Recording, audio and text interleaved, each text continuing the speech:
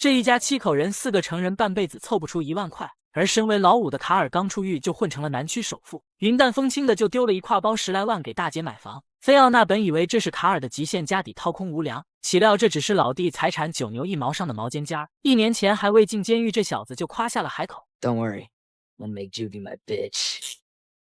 一大家子人都是说话不算话的主，除了他，别的白人进了监狱，那对黑人都是避之不及，就怕牙齿被敲光了，还得被迫练就外八字腿。唯独卡尔反客为主，倒反天罡混了个小老大。今天是他刑满释放的日子，小弟们相当不舍。卡尔用着道上的手势挨着告别，意气风发。走廊上的黑人们更是排着队和他击掌告别，也不知是哪个推货被气息感染，发起了欢呼。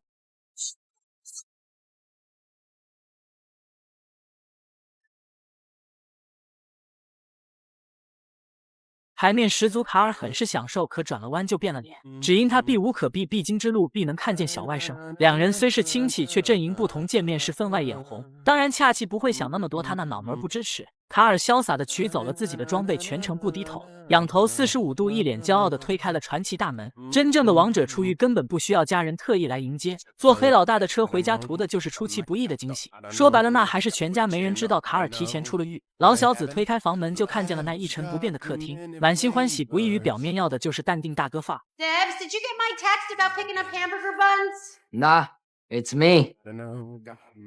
Carl! 大姐那可就巴不得脸上的笑容还能多增几分，一如既往地对卡尔做着像小时候的全身检查，最终将维尔的变化锁定在了那帅气的脏辫上，嗓音也下降了2个8度，言行举止还有点黑风。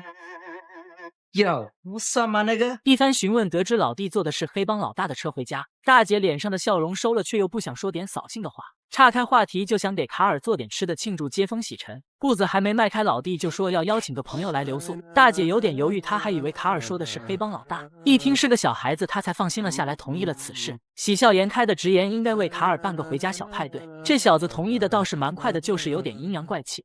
It's really great to have you home. Yeah, it's good to be home. 真好之中掺杂了一点虚假，姐弟俩是心知肚明。卡尔倒是出来了，隔壁米奇至少还得蹲个8年。 Been there for 15 years. Yeah, I'm gonna be out in 8 with overcrowding, so. 时间一晃就到了晚上，全家那还真是整整齐齐。弗兰克看着卡尔身上的王者气息，不停地夸赞。 I gotta tell you, son, I couldn't be prouder. 直言他曾寄希望于利普，结果这娃却上了大学，而伊恩又成了一个996打卡上班的小社畜。眼看家族传承就要断绝于此，卡尔欣欣冉冉升起。作为偷偷举报卡尔进监狱的人，他是脸都不带红。见儿子对言语没啥反应，老小子还想让他叫声爸。卡尔一个不屑的眼神送上，就让弗兰克闭上了嘴。一阵歌声传来，菲奥娜几人端来了接风的小蛋糕。尴尬的是，唱了几句不到就集体忘了下一句是啥。老佛爷还记得词，打破了尴尬，可下一秒尴尬又来。蛋糕是粉色的，就算了，上面的裙子真是盖了帽了。卡尔白眼一番，大姐表示蛋糕店就只剩这款式了。卡尔不情不愿地吹了蜡烛，果断选了旁边的鸡蛋。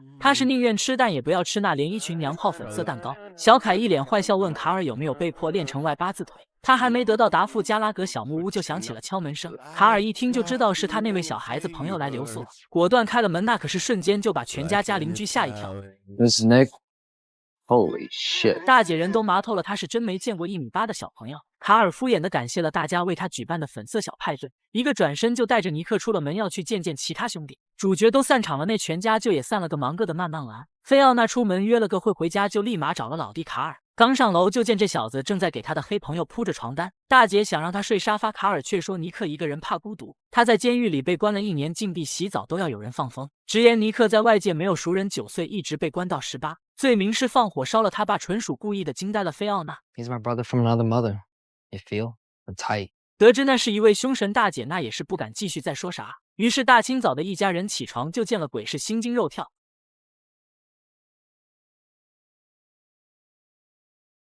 弗兰克更是被尼克的眼神吓得不敢对视，溜了人。这小子大清早的无事就电脑上勾栏听曲儿，他依稀还能记得年少气盛1天9次的辉煌。看腻歪了就吆喝着尼克起床收拾去巡逻街。这老小子一看就是过来人，睡觉都得抱锤子。卡尔直言让他放松，自家没人会惦记他的花。 Got your back.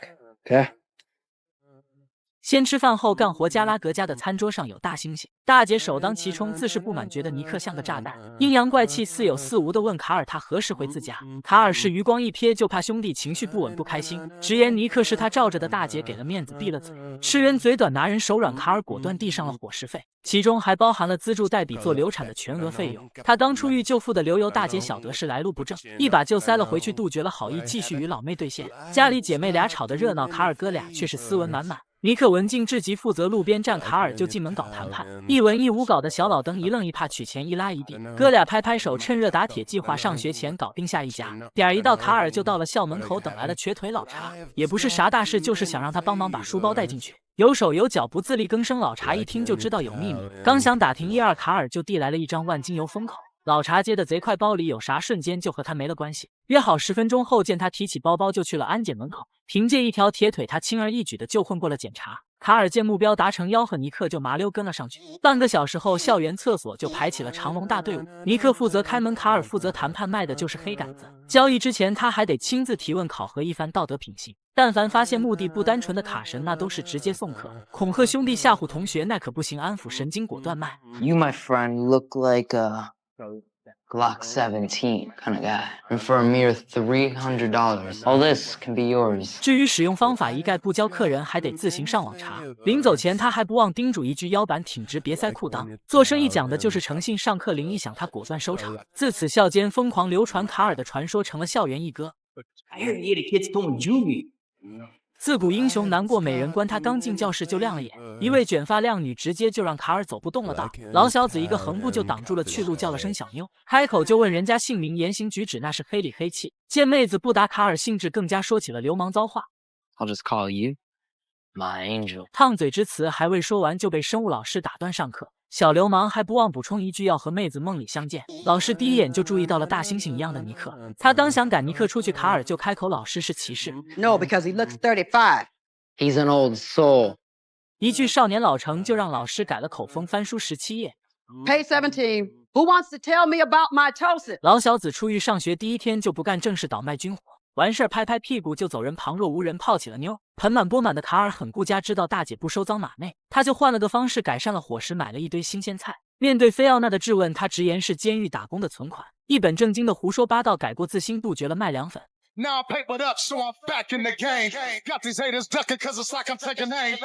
Next. 卡尔确实没说谎，他只不过是校园安全搬运工。吃完早饭送完利亚姆，他又开始了嘴上花花肠。稍加打听，他就知道了心仪的黑人女孩叫多米，带着流氓话上前就是一套黑帮泡妞的下流话。多米一脸嫌弃，让卡尔带着他的脏辫头飞远点。 黑里黑气让多米很是不爽，觉得卡尔真的贼装，一身白皮打哪儿看都不像黑人，还非得玩黑话。卡尔手比胸口说多米伤害了他的心肝和灵魂，直言不要以貌取人，尼克都是把他当做黑人看。 He sees past my skin into my dark, black soul. 面对卡尔忙里忙气的说辞，多米选择了转身，还不等卡尔乘胜追击，校长就一把叫住了他，一脸严肃，特意指名点姓让他去一趟办公室。甭管是黑老大还是白老大，读过书的都害怕。校园办公室只要是个人进门，多少都有点怕，哪怕是卡尔也得低头，脸气规规矩矩，稳3分。校长开门见山，先自述一番他的听力比狗强，灵魂如战士，任何风吹草动、流言蜚语他深知，一语就道，破了校园军火走私案，让卡尔心惊。 接着老登一个起身就说起了上个月的大事。左边加里顿校园发生了一起很重的枪击案，3名学生和2名老师中弹挂彩，骇人听闻。右边田农洼校园一个学生还被射断了腿。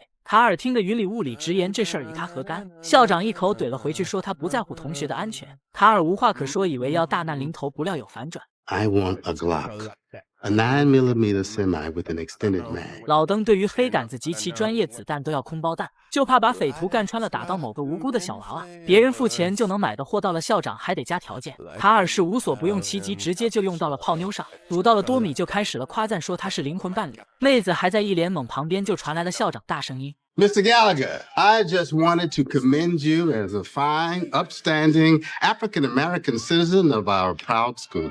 Thank you, Principal. Sir, no disrespect, but he's white. Don't be ridiculous.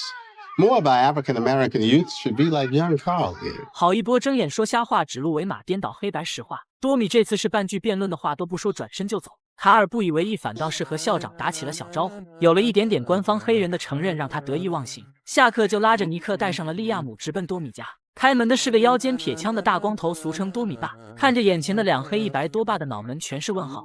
Dom here? Nope. She's right there. No, she's not. 卡尔不接这茬，直言想让多米看看他小弟。多爸也是一愣，开玩笑呢，这要是卡尔他亲弟，他就是卡尔他亲哥。显然他不信这俩是兄弟。卡尔极其肯定地表示，咱俩真就是同父同母。此次前来就是要向多米证明自己是个黑人。多爸一听，笑得龇牙咧嘴，抄起了门口杀威棒。I'm gonna give you a 10-second head start. You better run, boy. And take Shaq with you. Go! 这两人那还真是撒腿就跑，奥胖更是没了瘾。人家都要数到2了，卡尔才想起还有利亚姆。 泡妞失败，祸不单行。第2天，老师又抓了他包，一脸凶悍地将卡尔拉到了一边，吓孩子一跳。本以为是劝他好好学习，却不料又是马后炮。Hopefully, we're talking about a Smith & Wesson lady model. Pink handle would be nice.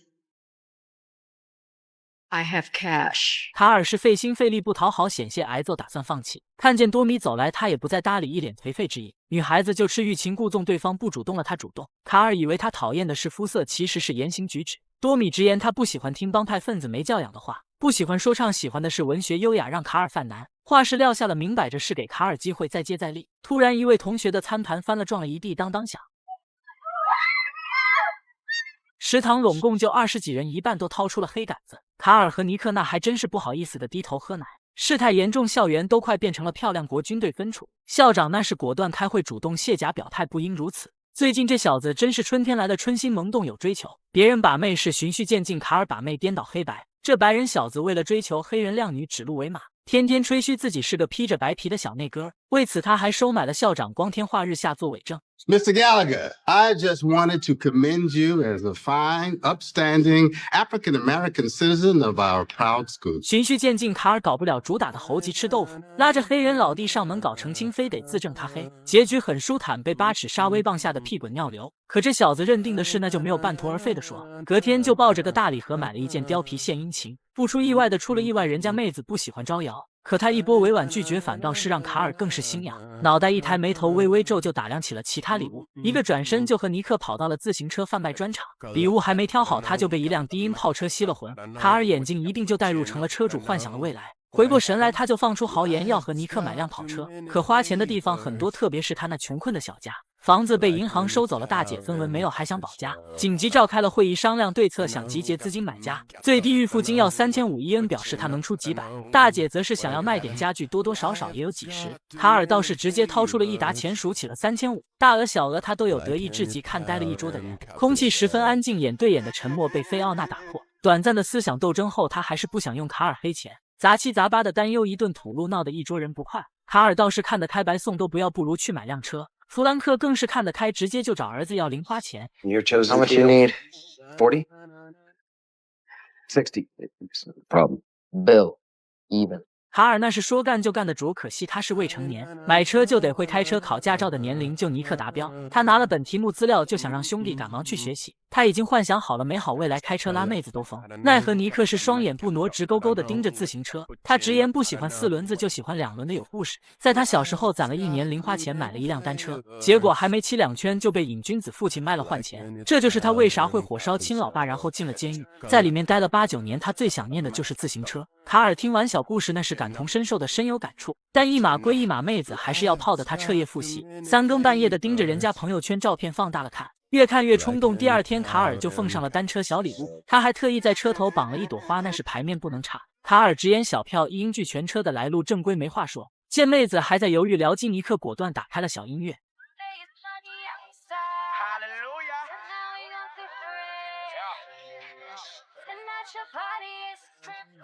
此情此景外加背景音乐，那谁站着都得迷糊。多米这回不再犹豫，接受了小礼物，骑上了车。卡尔贼高兴，比吃了上外太空的果冻还高兴。但隔天他就笑不起来了，自家房子开始了拍卖，前1、2轮的报价，菲奥娜还能跟进，可后面恼火。 拍卖师那嘴跟含了火炭一样，加特林都比不了。I'm looking for 90,000 right here. Would you give 90? You can bid right there. Would you give 90? Would you bid 90? Would you give it? I go 90.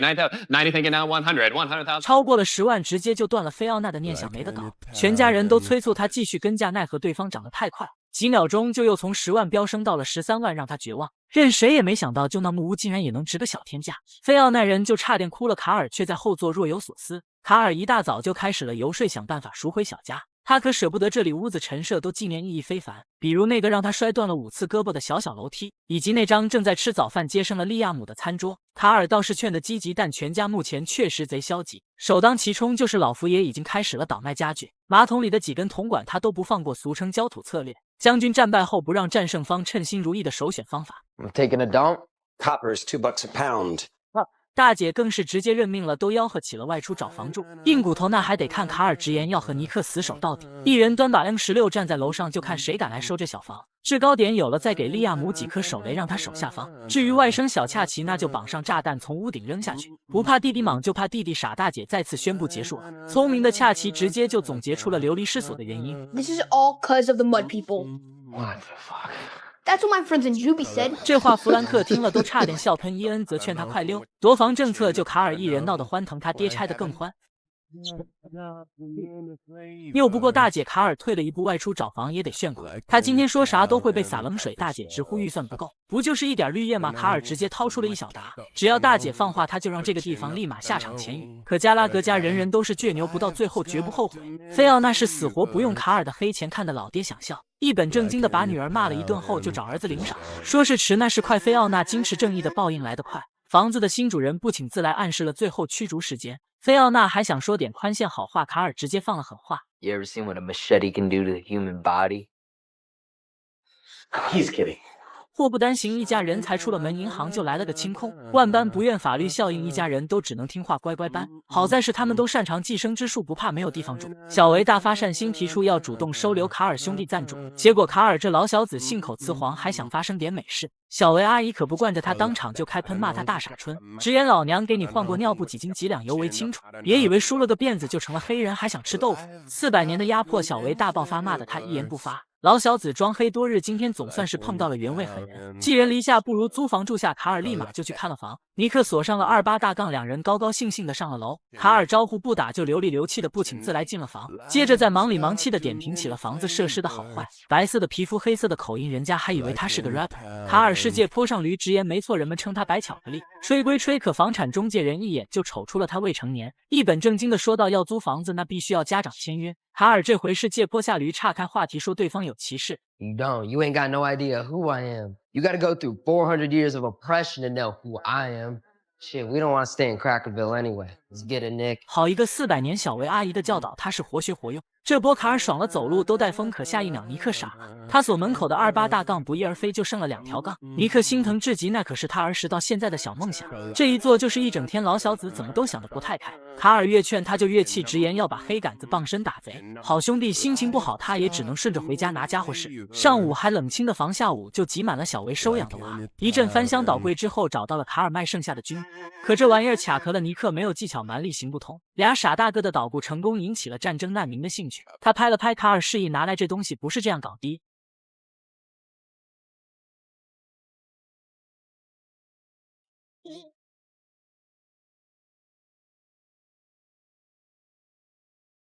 这一顿操作猛如虎，现场就剩了后里卸俩傻虎。卡尔还以为这只是个例，殊不知他是眼界小了。一顿比划，得意地问起了对方是否 biu 过人。小女孩稍作思考，就伸出手指开始了人头技术。这回卡尔是真不淡定了，玩过家家都有人炸鱼。这暴发户男孩喝咖啡都得加12块白砂糖，可他那黑人兄弟不解风情，对啥事都没兴趣。自从尼克的28大杠被偷了，他就像失了魂。Can't stay messed up about that bike forever, man. Not gonna be forever. 卡尔啥都不怕，就怕兄弟想不开了，火力覆盖。忘掉过去的最好方式就是找个别样的新欢。不愧是好兄弟，他要给尼克28大杠变4轮，只是兜里的那几颗子儿不够多，只能搞低配。车贩子那也是有眼力见的人，知道来者不凡，光凭气质就给他俩推荐了一辆退役小警车。车也不可貌相，内在的飓风及低音才是王炸。那么问题来了，尼克直言自己还没有考驾照。车贩子不屑一顾，地上钥匙问题直接解决了。说不心动那是不可能的，兄弟俩直接上了车。尼克一脚油门就给卡尔下出了安全带，太奶。Damn, take it easy. Ain't been behind the wheel since I was 8. 扒手车那也得接风，他俩只带果酒热烈庆祝。卡尔再次放出豪言，不久的将来他要买豪宅，熊皮地毯游戏房间外加录音室和个小浴缸，直言他生来就是当恶棍的命，必得潇潇洒洒。尼克这次却没附和，认真到再干几单他就洗手。他的梦想不大，就是回乡下老老实实当个农民。卡尔有点发愣，他还没想过这档子是分道扬镳，未来的事还早，现在得及时行乐，接着打家劫舍。 Hey, let's go terrorize that shady Iranian optometrist. That fucker owes me 5 stacks. 哥俩第二天接到了黛比的邀请，准备开个派对。可这趟简单的旅程却出了意外，尼克看到了贼，看着被偷的28大杠在眼前晃，他甩了方向盘。愤怒的尼克不管车内人的劝阻，直勾勾的尾随，一路跟到了对方的家门，他才松了脚底板油门。卡尔劝他想开点，想想农场，想想以后惬意生活。尼克像是听尽了劝导，一言不发，开车离了此地。忧郁寡欢，心中牵挂的跟着黛比来了派对现场。 还没站够5分钟，他就问起了厕所位置何在。得知在走廊尽头，他是二话不说扭头就开走。直到车油门声响起，卡尔才意识到了不对劲，赶忙追了出去。他知道尼克这是要做傻事了。卡尔生怕来不及掏钱一扔，就买了个小滑板。可他紧赶慢赶，还是慢了一步，刚好听见惨叫。卡尔顿时慌了神，他也真没见过这种大场面。他满脸紧张又很惶恐地问着尼克干了什么。尼克一言不发，但身上的血迹已经证明了一切。卡尔跨过带血的锤子，赶忙去了屋内看了一眼。 下一秒，强烈的生理不适袭来，让他忍不住狂吐。尼克自顾自地说道：“他已经报警了，让卡尔快走。”卡尔还来不及追问，就听到了远处的警笛声，他也只能赶紧跑，停在了远处观望着这一切。直到亲眼看见尼克被抓后，他才离开了现场。卡尔一路狂奔去了姐夫家，想找大姐谈谈心。可大姐还没下班，他也很犹豫，心事该不该说。最终，卡尔只请求姐夫让他在这里留宿一晚。他才躺下没多久，大姐就失魂落魄的回了家，一头扑进了姐夫的怀里，大哭说着糟心事情。由于前夫不肯在相关法律文件上帮忙签字，他就没办法向银行贷款赎回自家的小房子。如今家要没了，他和妹妹黛比的关系也僵了。菲奥娜痛斥自己的无能，卡尔都看在了眼里。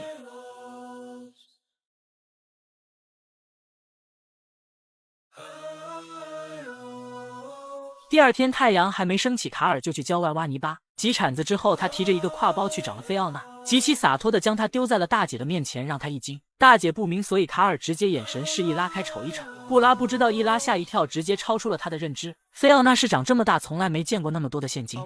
Buy back the house. 卡尔留下一句话，转身就走，王者风范，帅气逼人。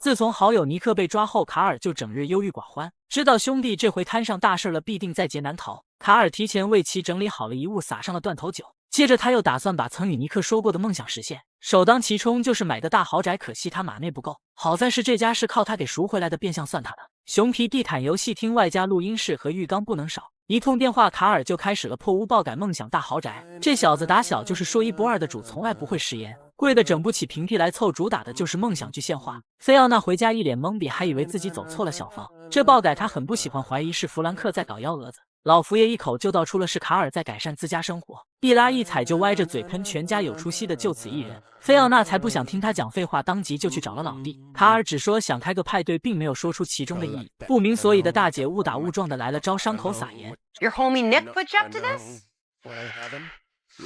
Yeah, Nick's gone. Where? You guys get in a fight or something? 吃痛的卡尔当即背上包，直言要出去拉点人头，坐上新装备滑滑梯，就一溜烟的传送回了学校。小绿帽一戴，他就成了最亮的黑子地标小建筑。卡尔白人朋友甚少，所以聚会9成9的屋内黑。这小子看着楼下的单车，不禁又陷入了伤感。 独自坐在寒风里思考人生，不料来了通电话，也不是啥大事，就是黛比需要点生理学指导。卡尔本想拒绝答复，却被说他少管所见不少，秉着没吃过猪肉见过猪跑的原则，他给了指导。 Fine. Do the shocker. The shocker? 顾名思义，2指升天，1指销魂，乃是美版一阳指。此图含金量极大，不便过多言说，勿要私下尝试。挂完电话的卡尔心不在焉，暗自神伤的往家走，全程低头与心动女孩擦肩而过，他都浑然不知。气得多米立即叫了停，怀疑他怕不是有了新欢。卡尔只是打了声招呼，就头也不回的继续赶路。这误打误撞的欲擒故纵，奈可比专心把妹有效。多米今天是非得问个缘由，为何卡尔如此反常？反正任谁来问这小子，都是宣称好友尼克走了。多米虽不知真意，但能看得出他的满脸忧伤。于是他破天荒的主动要陪卡尔聊天散散心。时间一晃就到了下午，加拉格家的派对现场。刚下班的大姐瞅见这满屋的黑人，是真想打人。在打断了一对情侣施法后，她终于见到了正主。可她还没把问题说明，老弟就不耐烦地出了门。菲奥娜二话不说就开始了送客，一个都别想留。Okay. Party is over now. Let's go. Everybody out. Bye. Those fucking Fritos. 而卡尔则是去了被尼克残害了的那家人门口。他往悼念卡里塞了点钱和5克粉，想做点补偿。没想到的是，人家根本不收，卡尔只能悄悄放下。虽然事儿不是他做的，但被拒绝了，他也很难受。回家就抽着闷华子，音响也给开到了最大声。刚进屋的大姐那是二话不说就去拔了插头。卡尔气得上前理论，却被大姐抢走了华子头。他一言不发，独自郁闷的行为让大姐很不满。Just because you're going through a thing or whatever it is you won't talk about does not mean you can act like an asshole. So if you want to talk, I don't need to talk. Just stop stressing me.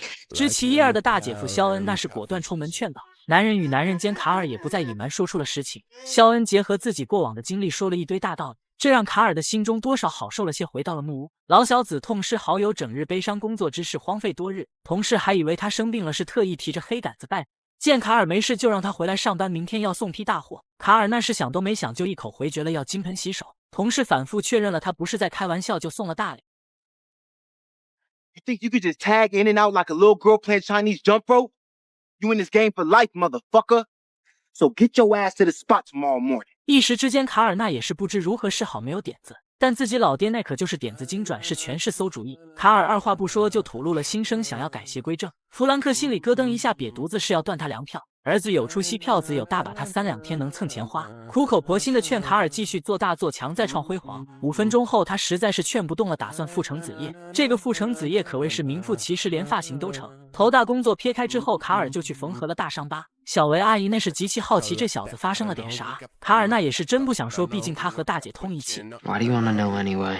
Because you've been running your ass around here like a black Scarface, and I care about you, okay? 话都说到这份上了，再藏着掖着就不礼貌了。卡尔直言是自己不想干勾当了，然后就被揍了。小维听了那是秒懂，也劝少年立刻金盆洗洗手。I got it handled.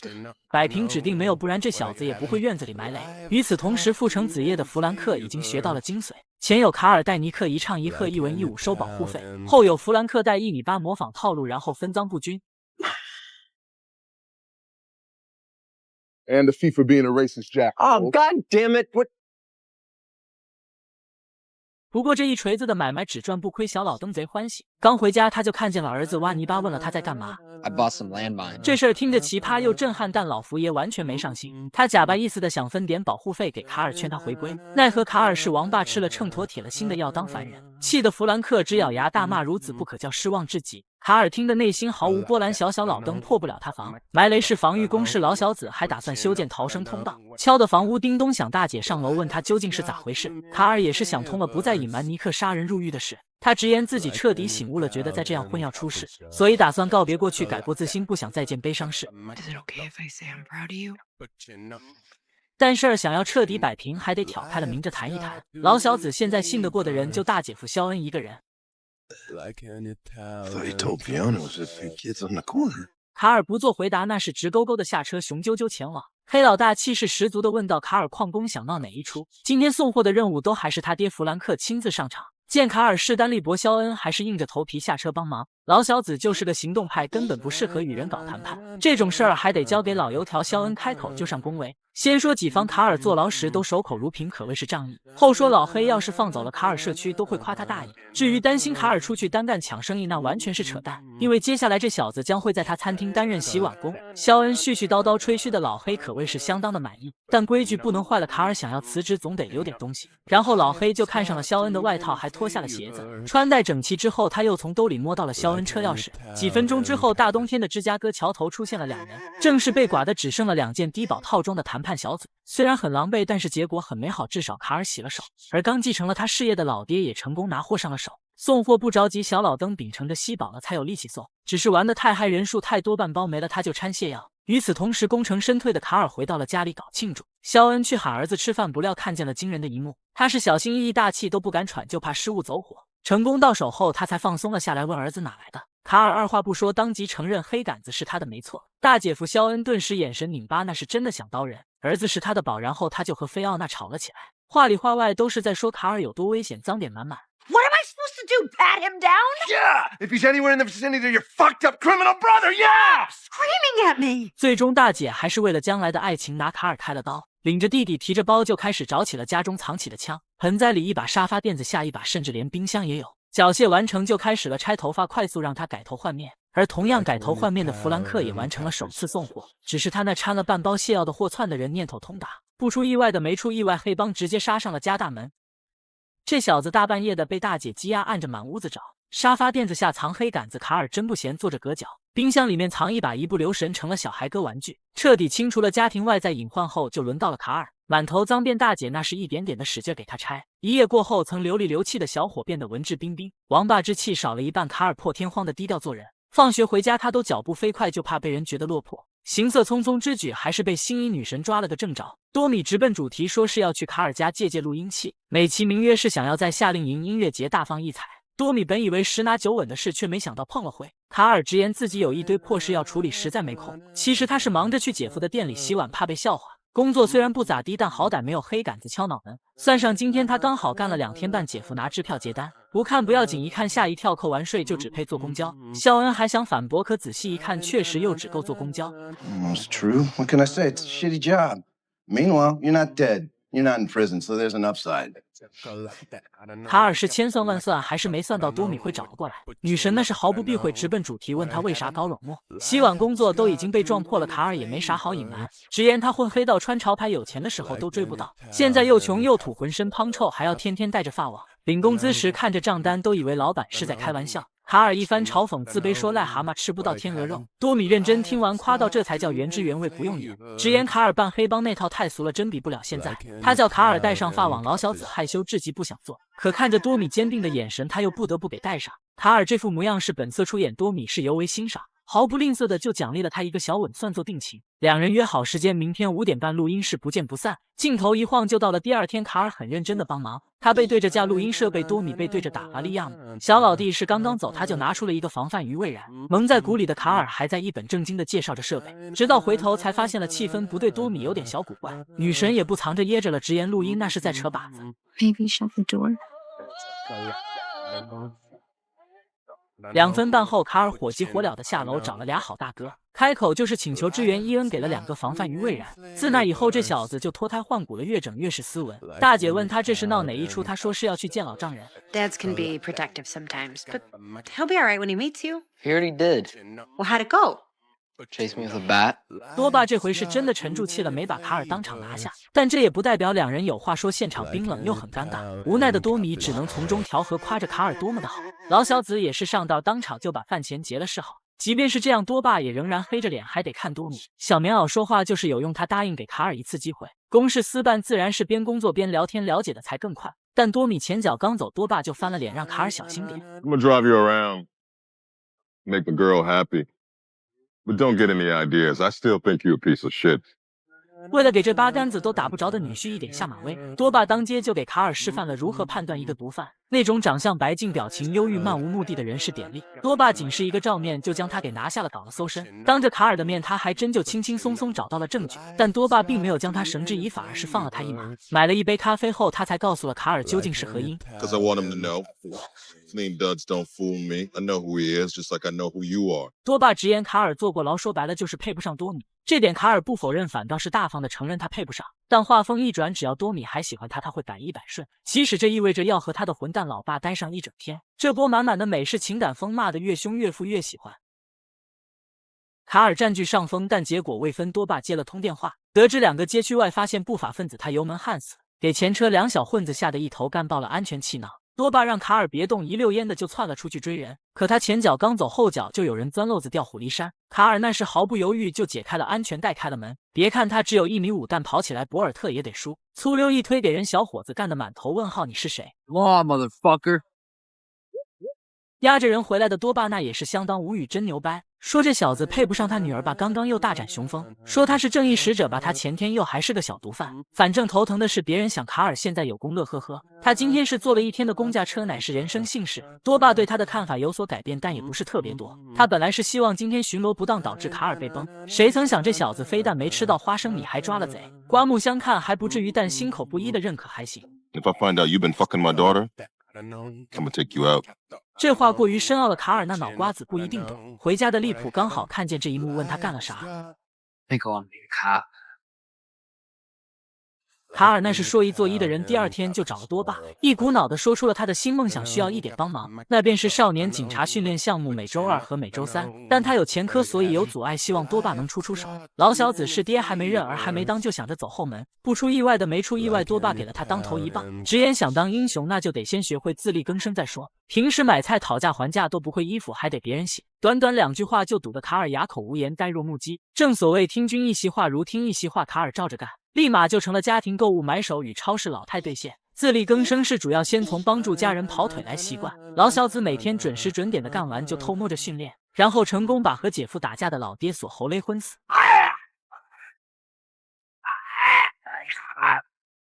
Oh my God, what did you do? Choco. Cops. 卡尔现在是一心向上，就连衣服都试着自己烫。大姐那是看得乐呵笑的嘴角上扬，老弟长大了。他之所以一大早的烫衣服，那是晚上有场小会。多米老爸难得太阳打西边出来邀请他看球赛，得知老弟的情感地位得到了升华，大姐有建议，那就是做好安全措施，防范于未然。当了小孩爹，忙完了手头事，卡尔火急火燎的就去了多米家。门敲得哐哐响，惊的多米爸还以为有人来抢劫，他还没开口，卡尔就说出了目的是接多米上学。随后他拉开了衣服，展示了自力更生的小效果。卡尔直言最近感觉良好，还夸多爸的枪很不错。这一系列改邪归正的操作让多爸是眼前一亮，心里对这女婿至少承认了70%很不错，剩下的30%那就是多爸还是想崩了他。手指着下方表示很清楚这个17男孩的想法。多爸直言自己是个很克制的人，就比如克制着 The extremely powerful urge to pistol whip you to death. 两人单方面的聊天被穿新衣服的多米打断。多爸一瞅后背比足球场还宽，那是果断不行。打发走女儿重选一件后，他又警告起了卡尔，但凡他发现这小子在搭帐篷，就会立刻拔枪。 I'm gonna shoot you dead right here. 时间一晃就到了晚上，两人隔了条河看球赛，可多爸那眼神是隔着河都能刀人，锐气逼人。他盯着卡尔灌啤酒，卡尔就盯着电视灌可乐。多爸一挪开视线，卡尔就扭头看主打的交错，直到多米一头靠向了卡尔，才打破了小平衡。这波当面升华感情，看得多爸崩碎了后槽牙。第二天，卡尔就拉着多米去参加了大姐婚礼，然后在老爹揭穿了大姐夫瘾君子的真面目后，大姐的婚礼不出意外的就黄了，责任算老爹的。卡尔重新戴上绿帽，打起配合，将老爹丢下了河。